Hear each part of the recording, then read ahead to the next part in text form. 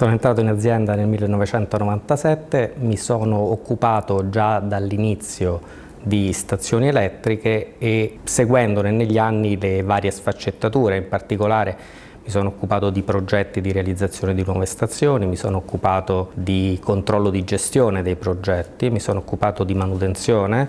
e negli ultimi anni mi occupo di specifiche, quindi di specificare le apparecchiature che devono essere montate sulle stazioni elettriche. Inoltre io, come tanti miei colleghi, mettiamo a disposizione quello che abbiamo imparato e quello che questa azienda ci ha insegnato in tanti anni ai colleghi che stanno entrando negli ultimi anni, perché c'è stato un ricambio generazionale importante e quindi è importante trasferire, oltre che giornalmente on the job, anche in aula la nostra esperienza ai nostri colleghi che magari stanno in altre parti d'Italia.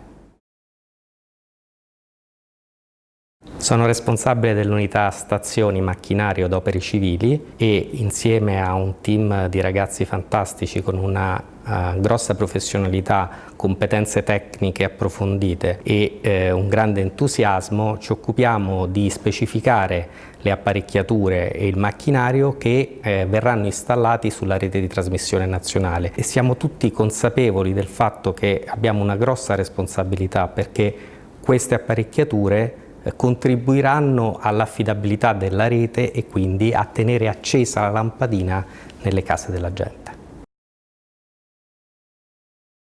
La decarbonizzazione è uno degli elementi che fa sì che il cambiamento sia necessario, perché la rete sta cambiando completamente negli ultimi anni dovuti proprio agli obiettivi di decarbonizzazione, quindi sempre maggior penetrazione di energie rinnovabili, sempre minor utilizzo di energie tradizionali da fonte fossile. Questo pone delle grandissime sfide nella rete che però danno il sale al nostro lavoro quotidiano. Le mie responsabilità sono varie, perché mi occupo di varie cose, però se una delle responsabilità fondamentali è quella che sento di trasferire la conoscenza ai miei colleghi più giovani entrati in azienda. Questo vale sia in aula con i colleghi della formazione quando collaboro ai corsi, sia nel lavoro quotidiano con i miei collaboratori, ai quali affido compiti sfidanti e delega per farli crescere.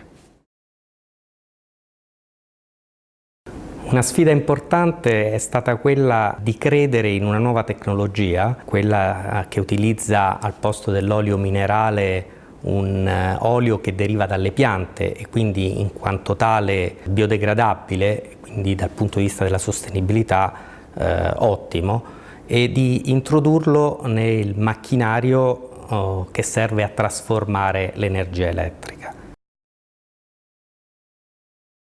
Tra 10 anni avremo una rete probabilmente molto diversa da quella odierna, che ci proporrà nuove sfide e nuovi cambiamenti, e io spero tra 10 anni di essere con lo stesso entusiasmo e la stessa voglia di oggi ad affrontare queste nuove sfide e questi nuovi cambiamenti.